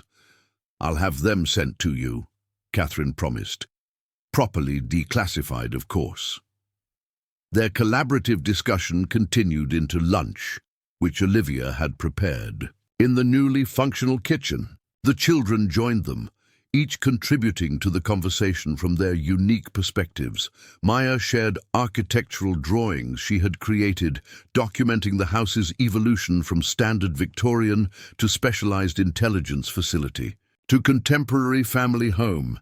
Ethan presented his research on Cold War maritime monitoring technologies, including educated assessments of how various house modifications had supported specific operational capabilities. Even Leo contributed, having become the family's unofficial tour guide for visitors interested in the house's restoration progress.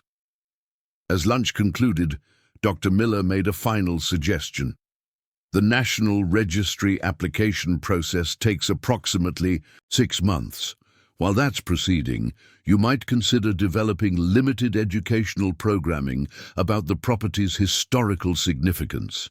The local historical society has expressed interest in featuring the Mariner House in their Cold War retrospective next spring. What kind of programming, June?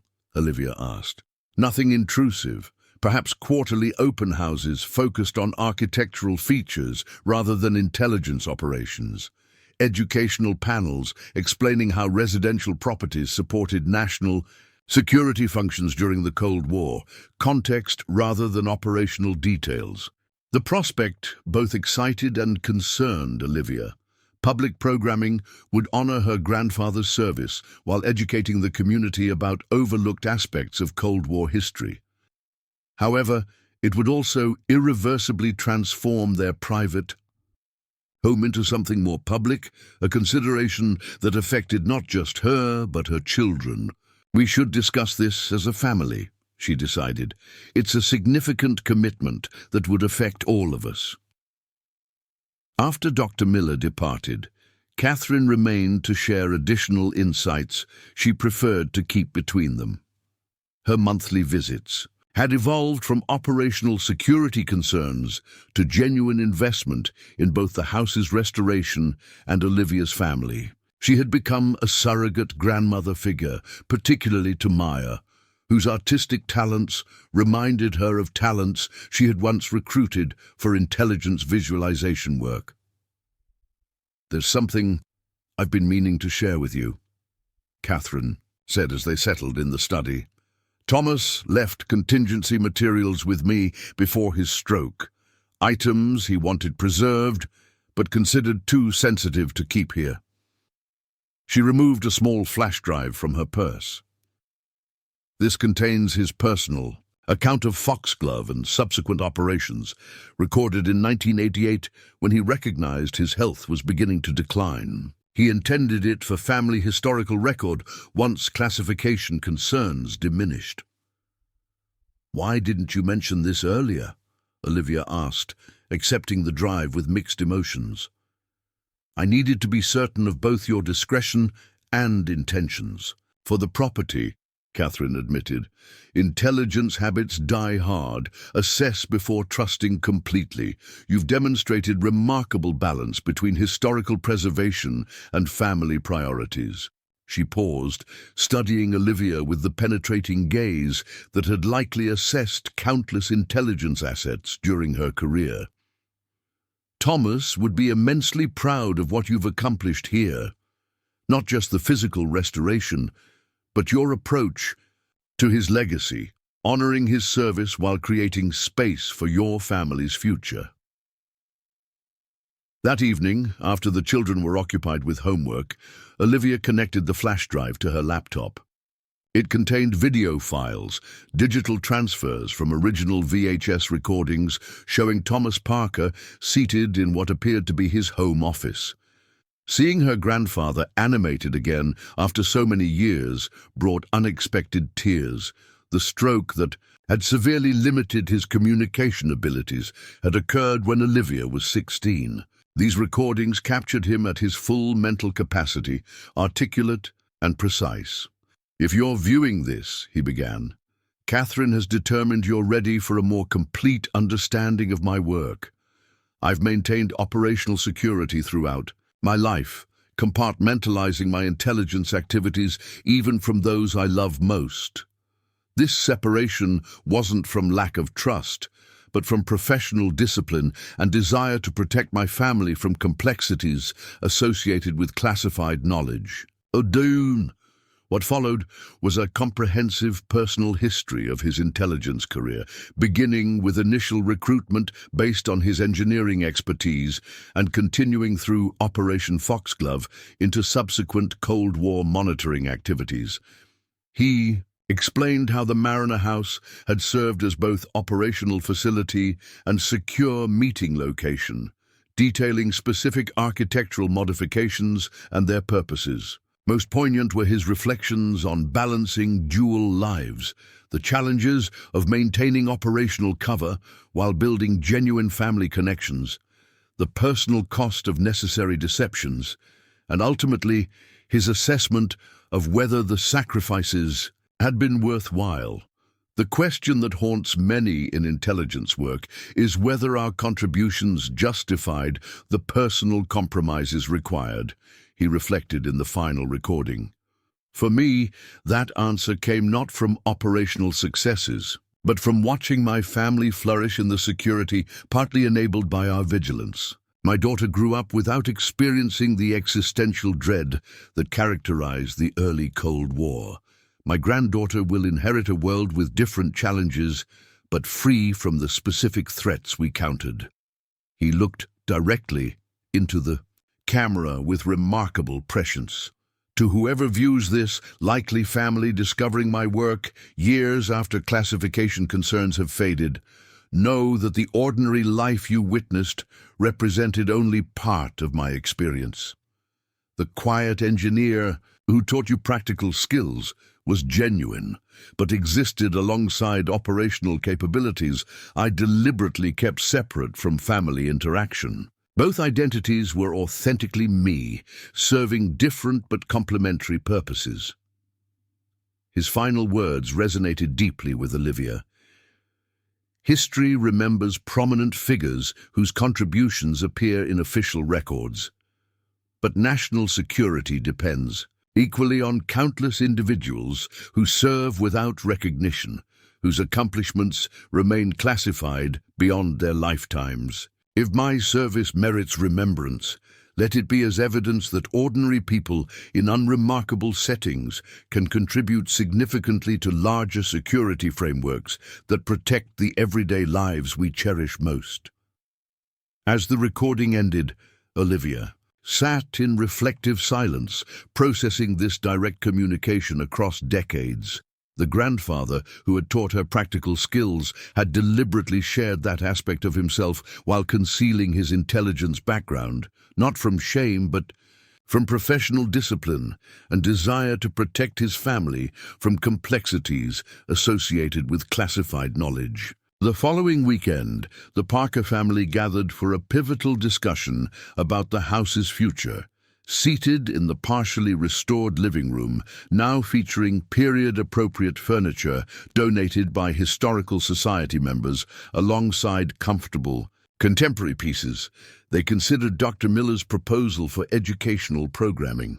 "Before we decide," Olivia began, "I want to be certain everyone understands what this would mean.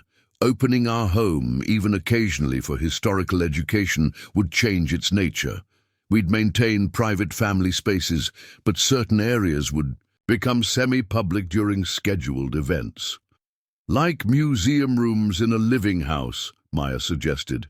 "Exactly. We'd need to maintain those spaces in display condition, which adds responsibilities beyond normal housekeeping." Ethan, ever practical, raised logistical concerns.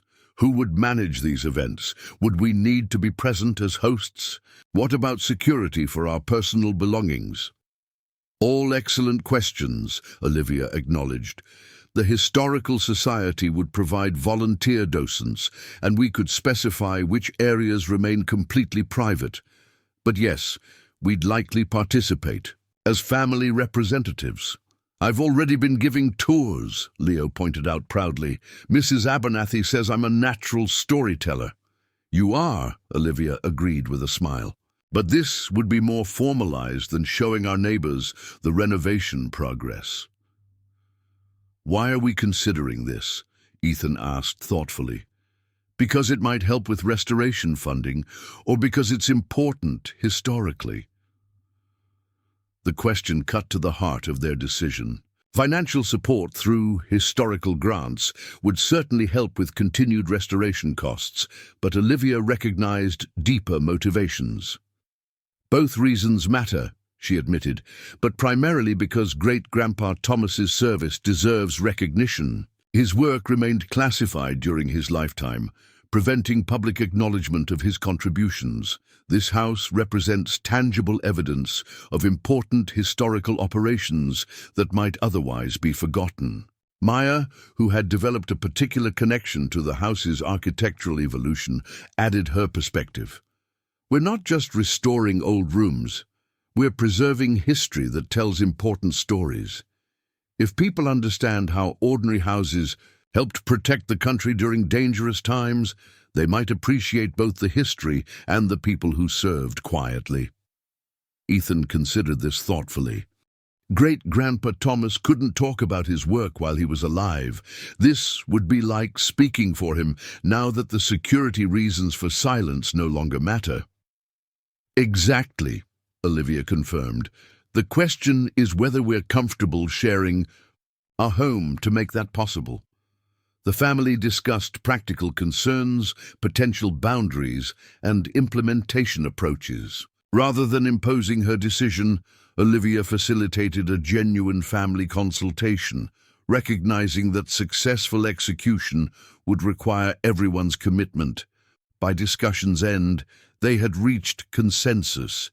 They would proceed with limited educational programming while establishing clear boundaries to maintain their primary identity as a family home. In the months that followed, the Mariner House restoration continued alongside preparations for its new educational role. The National Registry application advanced through preliminary approval stages with strong support from regional preservation officials. Catherine provided additional declassified materials documenting the house's operational significance, while Dr. Miller secured preliminary grant approvals for preservation of specific historical elements. The local newspaper featured the restoration project in a front-page article titled "Cold War Secrets Behind Victorian Walls," bringing community attention to both the historical significance and the family's preservation efforts. This publicity generated unexpected support, donations of period-appropriate materials from community members, technical assistance from retired contractors, and historical documentation from families of other intelligence personnel who had served during the same era. Shannon helped Olivia establish a non-profit foundation to manage the educational aspects of the property, creating legal separation between their private residence and public historical programming. This structure provided protection for family privacy, while enabling grant funding and tax benefits for historical preservation expenses. On a spring morning, 18 months after purchasing the dilapidated Victorian, Olivia stood on the fully restored front porch, watching as workers installed the National Registry of Historic Places plaque beside the entrance. The house exterior, now painted in historically accurate colors with carefully restored architectural details, bore little resemblance to the neglected structure she had impulsively purchased out of desperate housing need. Mike joined her, surveying their shared accomplishment with professional pride. From condemned to historically significant in less than 2 years. Not bad for a paralegal with no renovation experience. "I had extraordinary help," Olivia acknowledged, "and powerful motivation. This became about much more than affordable housing. That's what separates meaningful restoration from mere renovation, Mike observed. Finding purpose beyond practical necessity. You've not only created a home for your family, but preserved something significant for the broader community. Later, that afternoon, the Parker family hosted a small reception for those who had contributed significantly to the restoration. Catherine Winslow attended despite increasing mobility challenges, her presence creating powerful connection between the house's operational past and its preserved present.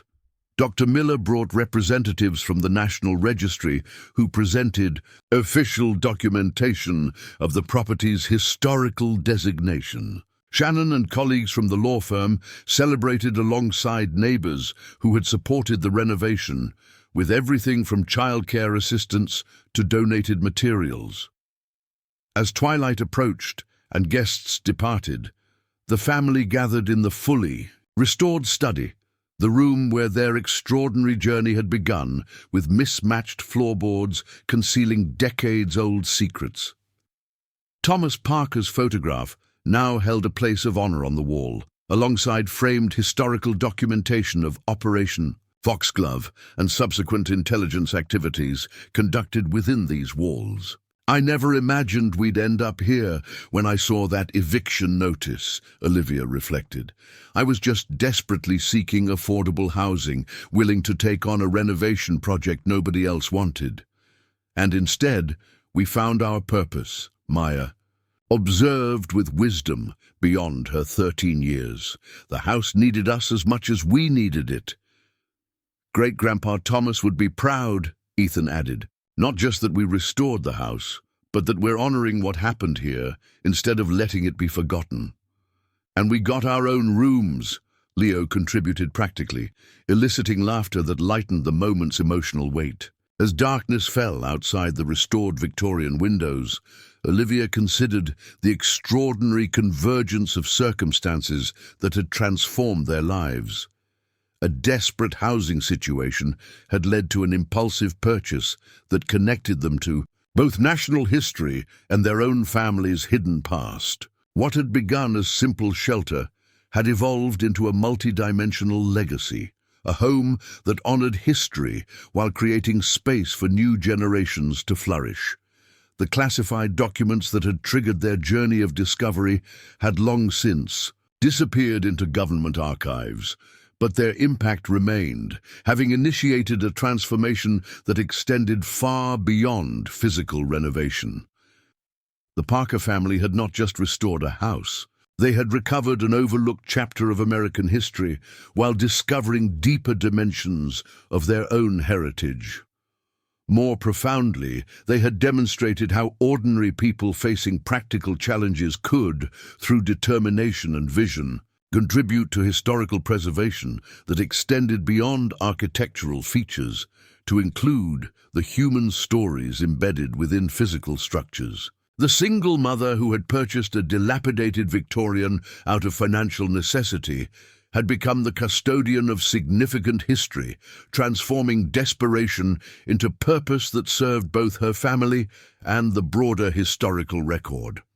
As the children dispersed to their restored bedrooms, Olivia remained in the study, surrounded by both family photographs and historical documentation.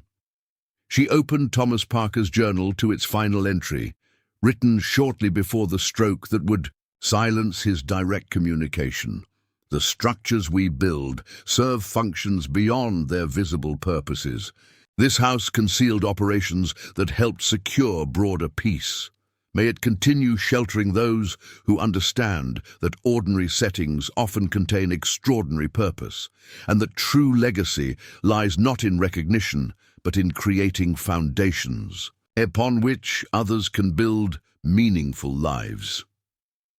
Running her fingers along the restored desk where her grandfather had likely written those words decades earlier, Olivia embraced the profound truth of his observation. The Mariner House had, indeed, contained extraordinary purpose beyond its visible structure, both in its operational past and in its restored present. What had begun as desperate shelter had evolved into living legacy, connecting generations through shared commitment to preserving both physical spaces and the human stories they contained.